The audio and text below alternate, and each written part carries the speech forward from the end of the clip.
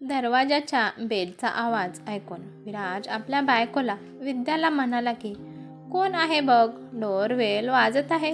विद्याने दरवाजाच्या हॉलमधून पाहिलं आणि ती दरवाजा न उघडतात आपल्या नवऱ्यापाशी गेली.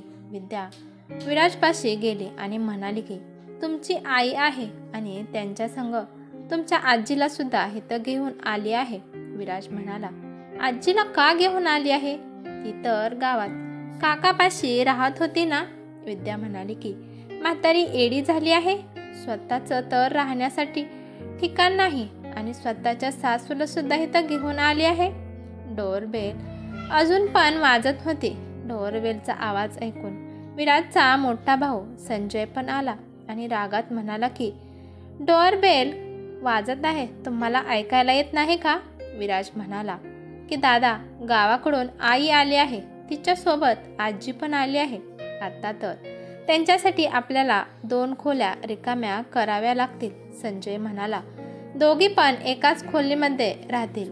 तुझ्यापाशी स्टोरूम आहे ना, ती त्या दोघींना देऊ.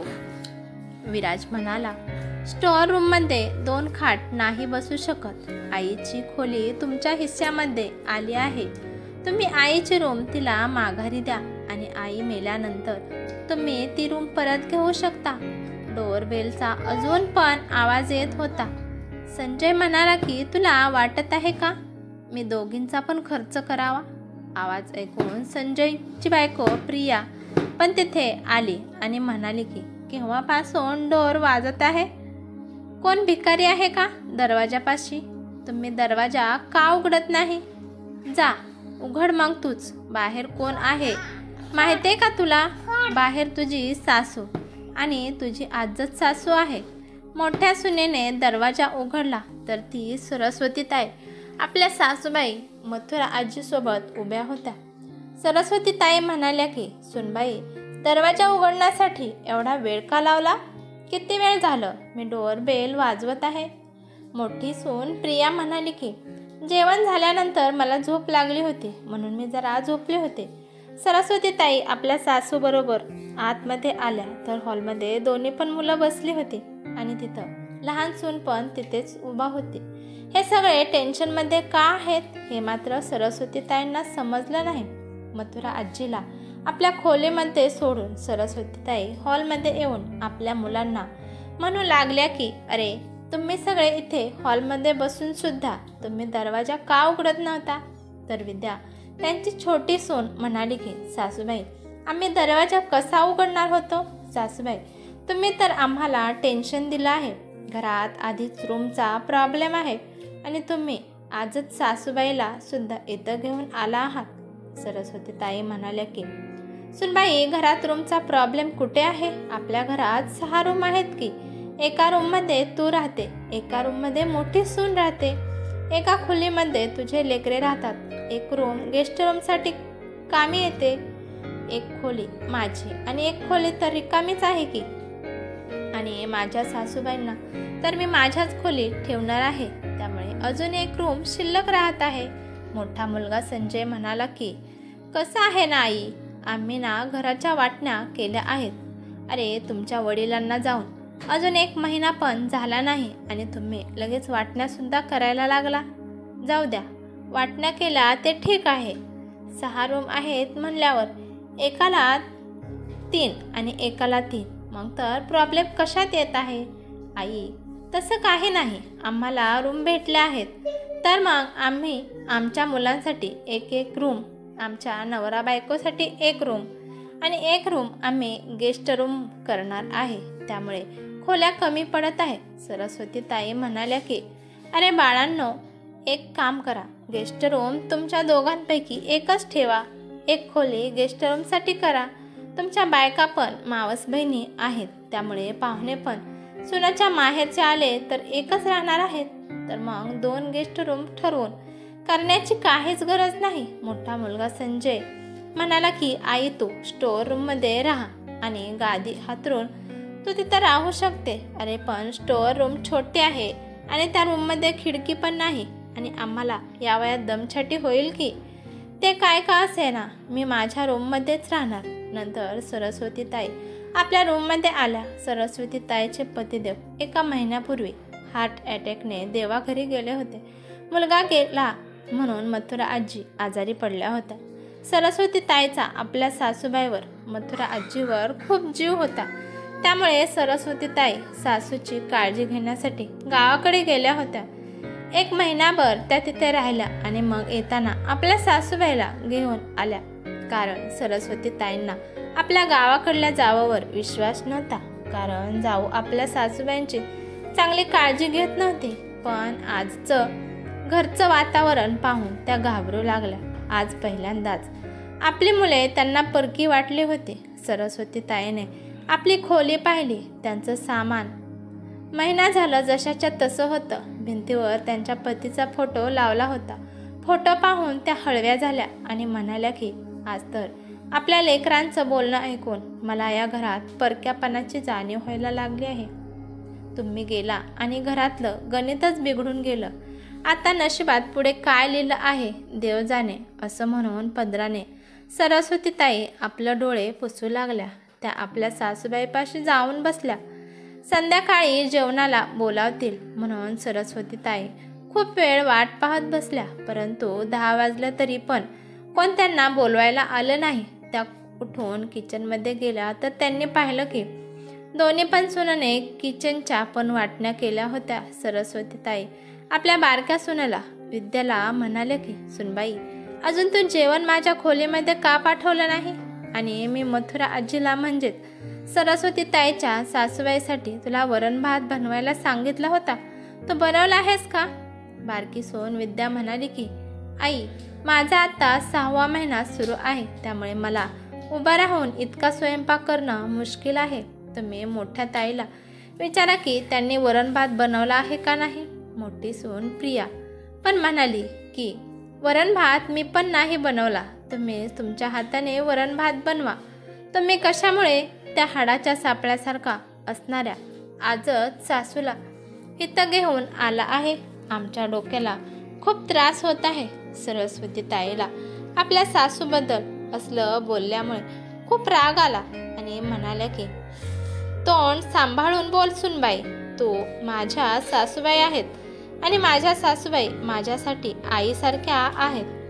जर माझ्या सासूबाईला तू अजून काय म्हणाली तर माझ्यासारखी वाईट दुसरी कोण नसेल. मोठी सून म्हणाली की त्या म्हातारीबद्दल बोलल्यावर तुम्ही काय करणार आहात? तुमचा आज या घरात राहण्याचा आणि खाण्याचा बंदोबस्त नाही आणि त्या थेरडीला इथं घेऊन आला आहात. सरस्वती ताई आपल्या मोठ्या सुनबाईकडे रागाने पाहत होत्या. हे बघा सासूबाई, डोळे मोठे करून माझ्याकडे पाहू नका. आता तुमचा ह्या घरात काहीच अधिकार नाही. तुमचे दिवस गेले, आता आमचे दिवस सुरू आहेत. एवढं बोलल्यानंतर मोठी सून किचनचा दरवाजा लावून बेडरूममध्ये गेली. मोठ्या सुनबाईचे बोलणे ऐकल्यानंतर सरस्वती ताईच्या हातपायामध्ये अवसान गेल्यासारखं झालं. त्या तिथेच त्या जागी खाली बसल्या आणि त्यांच्या डोळ्यातून आपोआपच अश्रू गळू लागले. त्या माघारी आपल्या खोलीत गेल्या आणि त्यांनी दुपारीचे जेवण आणले होते ते जेवण उघडले. ते जेवण अजून खराब झालं नव्हतं. सरस्वती ताईने समोरच्या दुकानातून श्रीखंड आणले आणि चपाती बरोबर श्रीखंड लावून हळूहळू आपल्या सासूबाईला त्या चारू लागल्या. पहिला घास चारताना मथुरा आजी सरस्वती ताईंना म्हणाले की सुनबाई, दोन्ही पण मुलं आणि सुना आपल्या हातातून गेल्या बघ. मथुरा आजीला 90 वर्ष झालं होतं. एवढं वर्ष अनुभवाने त्यांना कळाले की घरात वाईट वातावरण चाललं आहे. सरस्वती ताई म्हणाल्या की तसं काहीच नाही आई, तुम्ही गपचूप जेवण करा आणि वाईट साईट विचार डोक्यात आणू नका. सुनबाई जेव्हा आपल्या दोघीला दुपारी गेटवर उभा केलं होतं तेव्हाच मी सगळं समजून गेले होते की नक्कीच आता अघटित काही घडणार आहे. मी जेव्हा आतमध्ये आली तेव्हा तुझ्या दोन्ही पण मुलाने माझ्याकडे पाहिलं नाही. ज्या नातवांचा बालपण माझ्या मांडीवर गेलं तेच नातवंड मला ओळख देत नाहीत. तेव्हाच ओळखलं होतं की हे आता परके झाले आहेत. सुनबाई बाळा, आपण उद्याच गावाकडे माघारी जाऊ. शहराचं वातावरण आपल्यासाठी चांगलं नाही. सरस्वती ताईचे डोळे भरून आले आणि त्या आपल्या सासूबाईला म्हणाल्या की, आई, काय कमी पडले व माझ्या संस्कारामध्ये म्हणून मुले अशी आता वागत आहेत? बाळा, तुझ्या संस्कारामध्ये काहीच कमी पडले नाही. या शहरामध्ये जादू आहे बघ, तू वाईट वाटून घेऊ नको, तू तर खूप चांगली आहे बघ. असं म्हणून मथुरा आजीने प्रेमाने आपल्या सुनबाईच्या डोक्यावरून हात फिरवू लागल्या. आपल्या सासूबाईकडून आपलेपणा मिळाल्यामुळे सरस्वती ताईच्या डोळ्यातून टपाटपा अश्रू गळू लागले. संध्याकाळी दोन्ही मुलाने पण येऊन विचारले नाही की, आजी आणि आई, तुम्ही दोघींनी जेवण केले का? ज्या मुलांना जेवण भरवण्यासाठी आजी आणि आई त्यांच्या पाठीमागे पळायचे आणि त्यांना भरवायचे, आणि तेच आज आम्हाला साधं विचारत नाहीत की तुम्ही जेवला आहात का?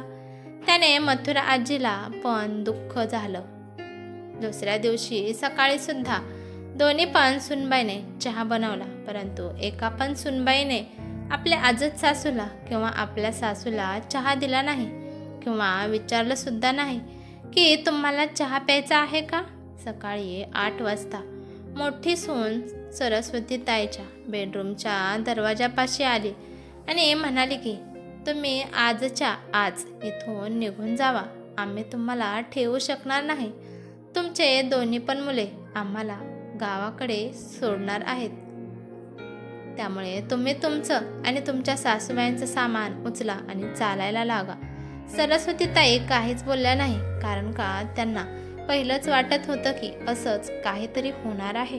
बाहेर सरस्वती ताई आल्या आणि म्हणाल्या की, गावाकडे माझ्या राहण्याचा खाण्याचा खर्च कोण देणार आहे, एवढं पण मला सांगा. मोठा मुलगा म्हणाला की, तुझ्या अकाउंटवर अजून 2-3 लाख रुपये असतील आणि तुला खर्च काय होणार आहे?